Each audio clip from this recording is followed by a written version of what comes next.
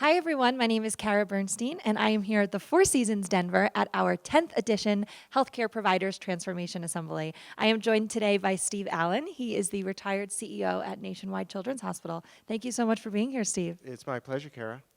So, you were the CEO of Nationwide Children's Hospital since 2006, and you saw a lot of change and growth during your time there, whether it was staff numbers growing, physical building facilities growing, and then, of course, technologies that I'm sure 13 years ago you wouldn't have even imagined were possible. So, how was that, seeing that much change? And were you a little apprehensive at first? How was that? So I think that I had inherited a reasonable strategic plan that I felt would, with some beefing up, would help us get to where the institution needed to go to achieve its mission and objectives. And I think, you just take it, you put out a 5-year plan, and then you take it one day at a time to see what needs to happen. And I would say that we made some really good guesses in the strategic plan about where the industry was going. And then, of course, we just had a lot of breaks go our way. So people say the more you practice, the luckier you get. But with all that still, we just were able to enjoy a great run there. Great. So at this assembly, we talked quite a bit about social determinants in healthcare, and Nationwide played a huge role in social factors and growing communities, especially creating programs, for example, healthy neighborhoods, healthy families. So can you comment a little bit about this and why this element is so important in the healthcare landscape? Well, at a very practical standpoint, when I got to Nationwide Children's, the number one concern among the staff was security. And when I talked to the people in the neighborhood, the ones that surrounded the hospital, their number one concern was security as well. And in addition to that, it seemed to me that the hospital was going to thrive, but it wouldn't be fulfilling the spirit of our mission if the neighborhood around us didn't thrive as well. So besides making it a better place for not only our staff, but our patients and families to come to, it was important to make it a better place for the people who live there to grow up as well.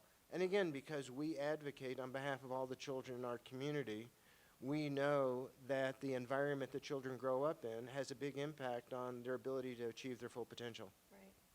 So I want to shift to the data aspect for a minute.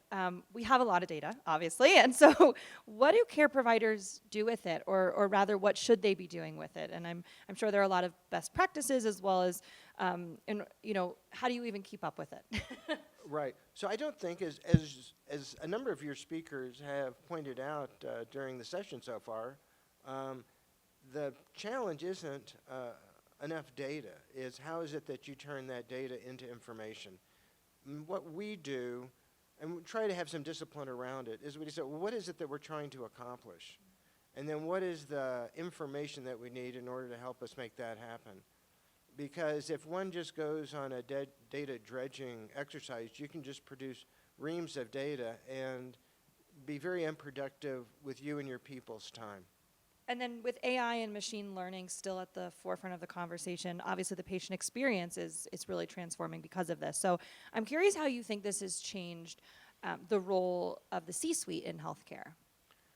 So to me, there's enormous amount of promise in AI and machine learning going forward to transform so much of our business, not just from the back office, which we've heard a number of people talk about, which is really exciting, but also to transform the patient and family experience.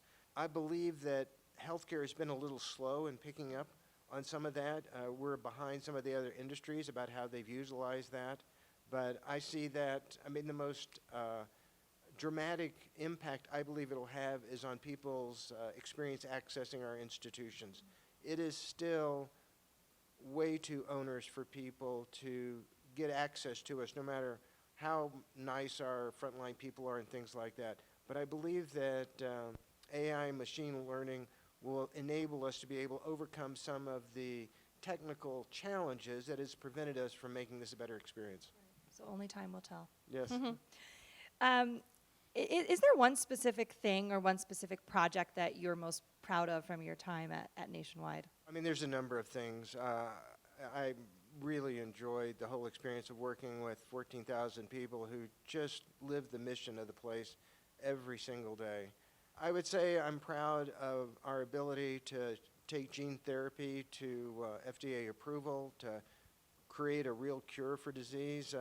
I'm also proud of the enormous investment that we've made in children and adolescent behavioral health.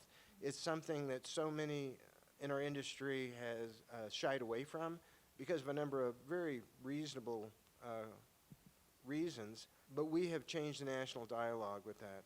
And I'm also proud of the Healthy Neighborhoods, Healthy Families.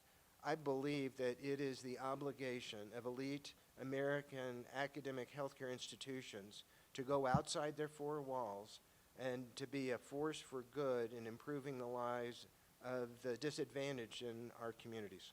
So you delivered your dinner keynote last night to our attendees on transformational leadership in today's environment. So what were you hoping to instill upon these C-suite executives as they sat and listened to you? Well, I think that I have a relatively atypical trajectory to becoming a CEO, and I'm not one who had aspired to a C-suite role for most of my career. So I think one is that there's a number of ways that one can get to these things. And what I try to instill to people who think about doing things like this is that if you always lead with the values of the institution, there's just so much that you can accomplish beyond what your own expectations are. And as long as you exhibit those behaviors that are true to the values of the institution, things are going to go very well. And I think that came across. So we're so thrilled that you were able to join us. You've been around a little bit at our assembly, bopping in and out of sessions, and so I'm curious what you think are some of the benefits that you have found of attending a smaller, more intimate program like ours at the Millennium Alliance. Well, I think at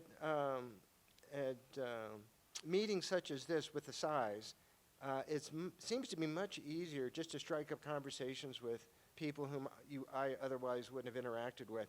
And, you know, I've met a number of people who I'm very impressed with the stuff that they do.